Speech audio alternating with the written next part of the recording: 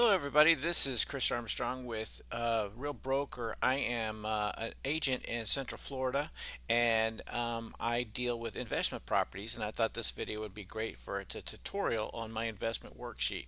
And if you would like to have a copy of this worksheet, it's in Excel. I can send it to you. It's fully protected, so you're not going to make mistakes. The blue boxes are your input boxes, and then the orange boxes populate, and there's no way you can go in there and erase any of the built-in formulas. So let's take a look at this. I had a client the other day looking at a place right here. I'll put it in here called Windsor Hills. Windsor Hills has condos, townhomes, and single-family homes, very close to Disney property.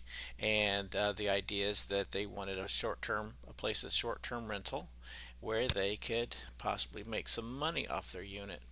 So what we're going to do is pick out a unit, which I have picked out on my screen. This is from the MLS, and all these numbers that I'm going to input, most of them are on the MLS already.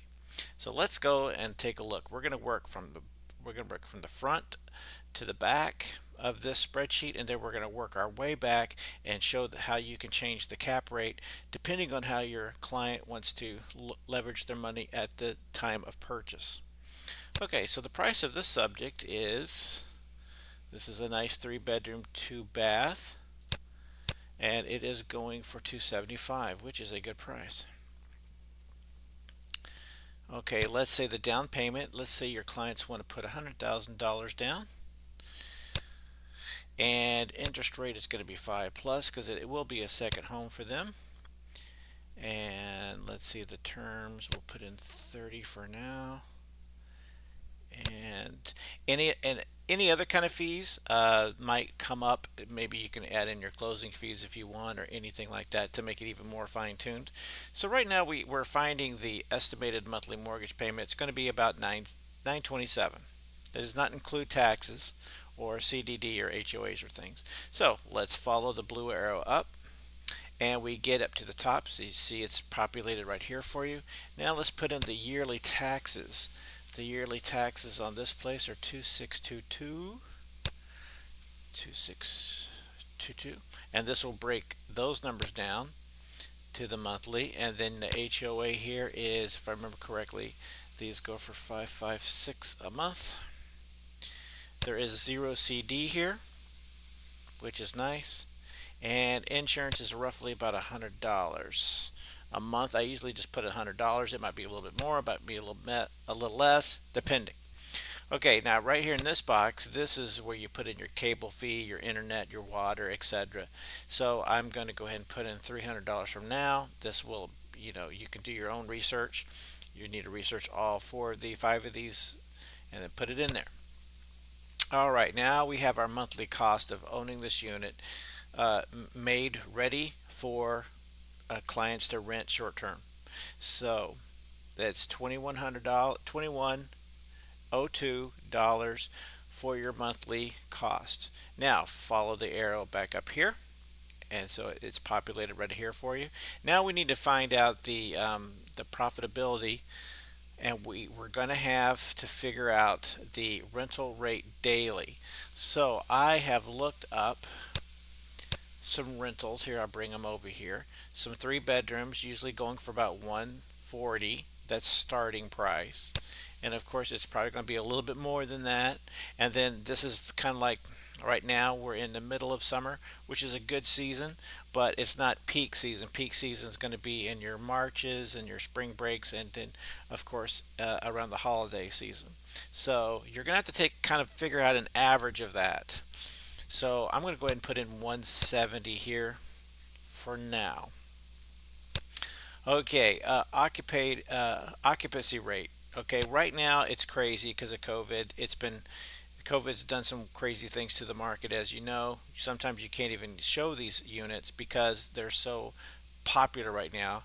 And so we're going to go ahead and put this at 75 as a safe bet. You're going to have to make your calls to the different neighborhoods, management companies, things like that, to get a really close occupancy rate that you can determine.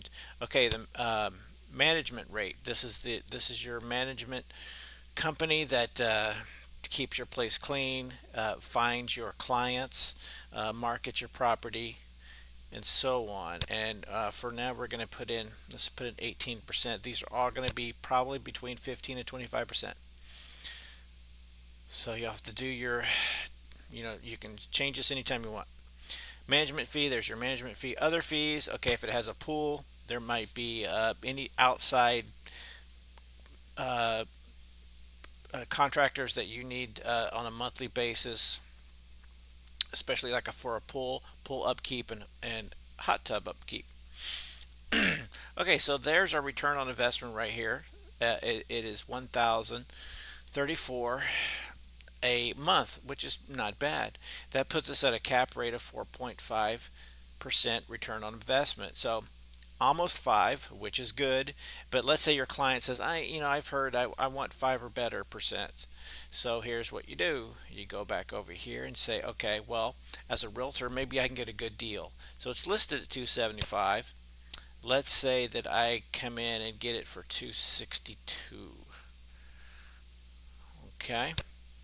So if I get it for 262, that puts them at above 5% cap rate. And let's say that you tell them to put a little bit more down. So we'll add 20,000 to their down payment. And there's the cap rate's 5.4. Okay, now we're looking good. Not a crazy amount of money, but enough, right? That's the investor likes anything above 5. 8 is much better, but 5.54 is good.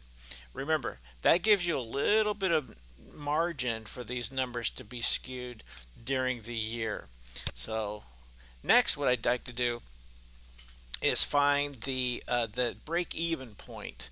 So we'll go over here to the occupancy rate. Let's put in 50%. That means that your place is being rented about half the time, and that's pretty good. I mean, it's going to be, this one's going to probably run about 49% as your break even. Might be 45%. Close 40. Yes, sorry guys, 46. Okay, it looks like on this one, 46% of the time, if you're renting it out, anything above 46% is going to, as these numbers sit here, you're going to break even. So break even is fine, because you can hold the property for multiple years and then resell it, and then at the time of sale, then you're going to make some money too on it as well. But you want to make a little bit of money, of course, along the way. So breaking even right now is 46%. That, in my book, that's good. Anything below 50% occupancy rate, and you're breaking even, that's good, because these usually do rent for a higher occupancy rate, especially in Christmas time and stuff. You're going to make a majority of your money during that time. Okay, so you can also go down here. This is just a long-term, a quick little thing you can add in here. I think that, let's say your property value is going to go up 2% a year, and then that's going to show you how much money you can make at the end of 5-year period. So let's go back up here. Now, if this is going to be a long-term, it doesn't necessarily have to be a short-term rental house. It could be a long-term, like a regular house, or you can change this unit could be made into an Airbnb. Of course, you can do that monthly. So you're going to follow this arrow. The orange arrow is for long term. So it's going to go down here. It's going to populate this monthly holding cost, and now you're going to put your monthly rental rate. And I've seen some of these on Airbnb go for about $2,500 a month. On occupancy rate, it's going to be, well, if they sign for a year, that's 100% for the year. But if you have 2 leases, maybe a 6-month and a 6-month, there's going to be some time in between those to get it ready and stuff. I always like to put 92% in here. Okay, and then of course you're going to have to put, now you're doing this on your own because it's a long term, you're your own landlord. You need to put some money every month into the maintenance fund, so that builds. And then if you have pull cost or any other kind of cost, you're going to have cost here, background checks and things. You can put that on to the consumer, or you can pay it yourself. But if you do pay it yourself, make sure you add it in here. Okay, so now you're making a monthly profit of $322, and then a yearly profit of $38.73. So that gives you a good return on your investment of 16%. And after 5 years, that gives you about a $20,000 profit on that on that condo long term. So guys, this is basically easy stuff. Most of these numbers you can get right off the MLS. Some of these numbers you'll have to do a little bit of research, but you can get it kind of close. And remember, we're looking, let's put this back to 75%. You're looking for this number to be at least above 5, but 10 is just perfect. And you might see a unit that's beautiful and sparkly and brand new, and you think, oh, this is going to rent like crazy. Okay, do your research, because the rental rate in that area might be a little lower than you think, or the HOAs are very high. It might have a CDD. All that's going to bite in to it. If they have online on property management company, and you have to use theirs, okay, you'll have to find out about that. If you come over here and there's one that is brand new, and you have to buy a furniture package, you're going to have to add that into the cost of the subject of the house, because that's the cost of the actual house. You might go in and they might say, okay, here's the furniture packages. I know Margaritaville has this. You got to pick one or two of these, and they could be as high as an extra $50,000. So you have to make sure you put that in to this total cost over here, or into your numbers, so your numbers will reflect.